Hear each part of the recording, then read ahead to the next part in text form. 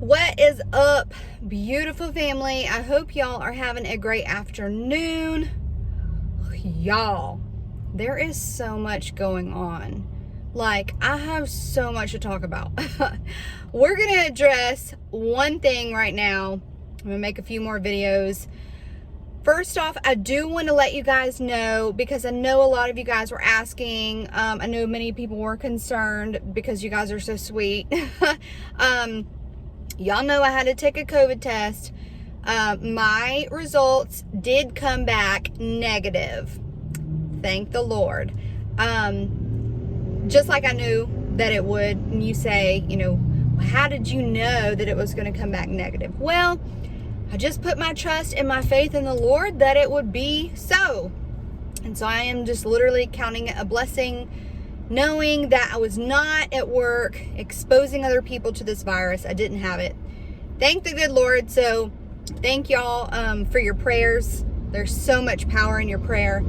I also want to let you guys know, so there's so many people that are they're out like holding sticks. I guess it's time for like voting and stuff for like county, anyways.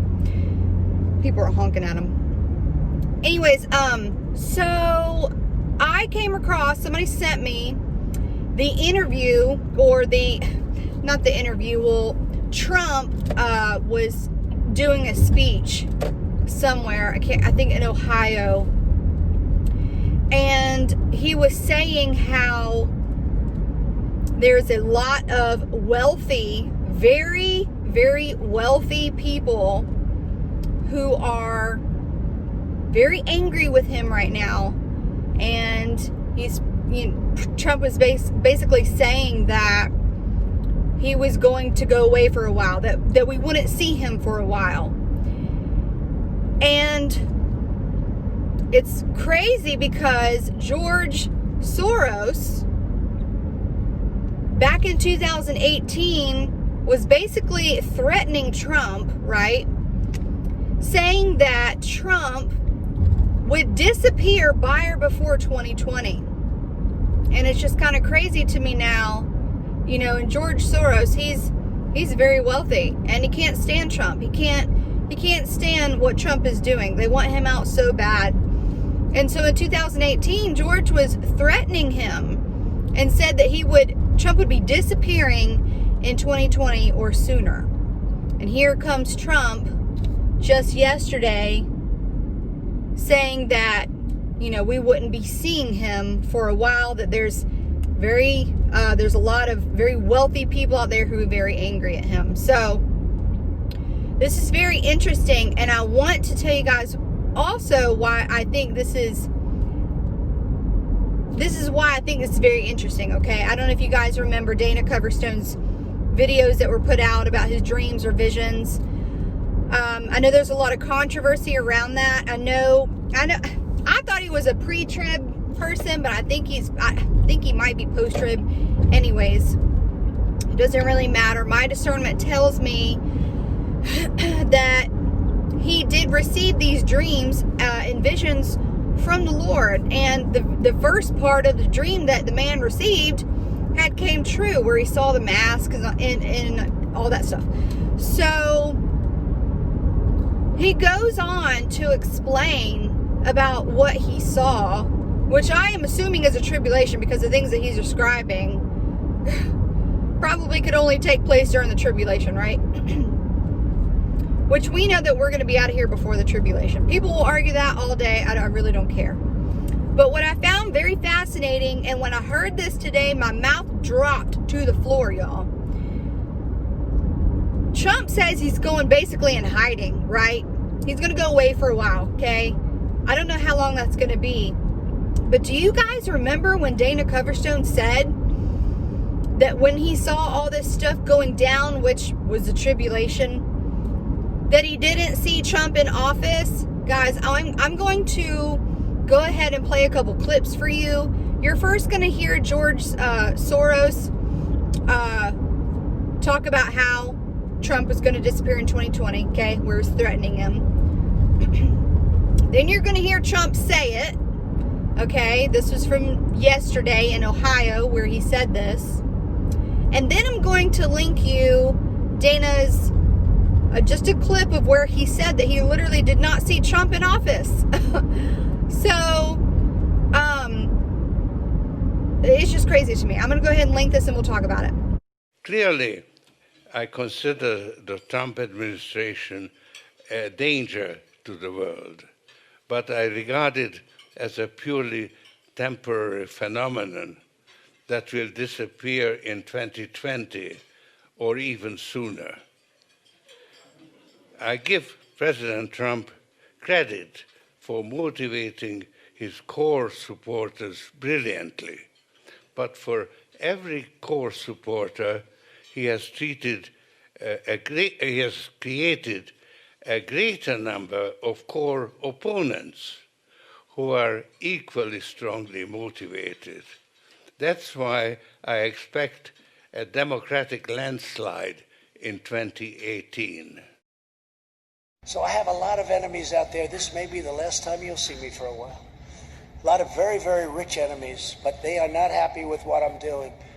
But I figure we have one chance to do it, and no other president's going to do it. I saw Washington, D.C. blazing. I saw fires everywhere. I saw people being rounded up. I saw Chinese and Russian soldiers on the ground. And Russian soldiers were telling the Chinese soldiers to go and pick up these people, round up these people, secure this quadrant, secure this area. I saw blue helmets of the UN. I saw military things taking place. I also saw no sign of President Trump. I saw no sign of leadership in Washington, D.C. But the vultures that I had seen were now like gargoyles, and they were 10 feet off the ground, 10 to 15 feet off the ground. And they were just attacking people mercilessly. I saw people hiding in their homes and garages. I saw churches being burned. I saw homes being burned. I saw absolute chaos. And the fist punch on the November of 2020 is what got my attention. I mean, could it literally be that Dana did see the start of the tribulation coming in November when he saw the fist slam into that month? It's just crazy to me how everything is lining up. It's all lining up. It's all making sense. It's just crazy to me. So, I'll let you guys, form your opinion on that, like what you think of that. My mouth was to the floor today.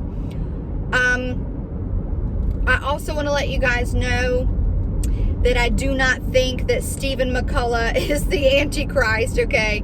Want to let you guys know, because I know that when we initially had talked about the United Allied States, okay, when we saw the website, it seemed a little off. I don't know. Personally, I thought the website was very well put together.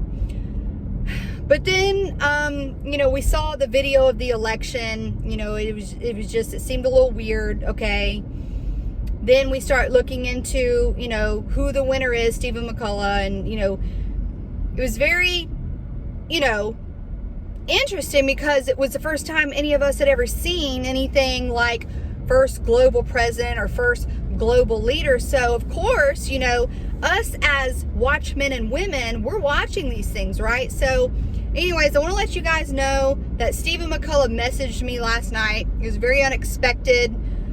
But I basically, we talked it out, and he just wanted me to understand, I guess, what they are trying to accomplish and who they are and what they believe in and stuff.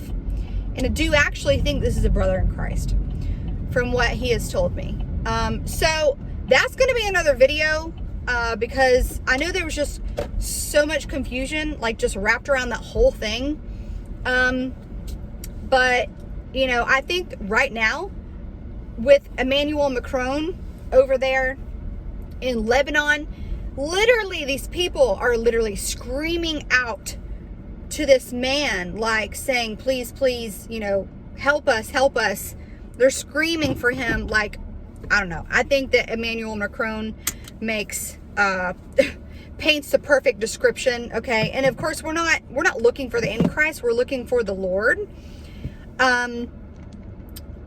but it points to the times that we're in, okay? So I have to go ahead and cut this, but I want to let you guys know that I do have a video coming up. I did talk to Stephen. He reached out to me. I'm going to let you guys know how the conversation went. And there's so much more I want to talk about that's literally happening right now. It's like we cannot keep up with everything that is happening. And it's just, I keep reading all of our other brothers and sisters confirmations that they are getting, that the Lord is giving them. It's just the most amazing thing. So I'm going to talk to you guys soon. Love you all.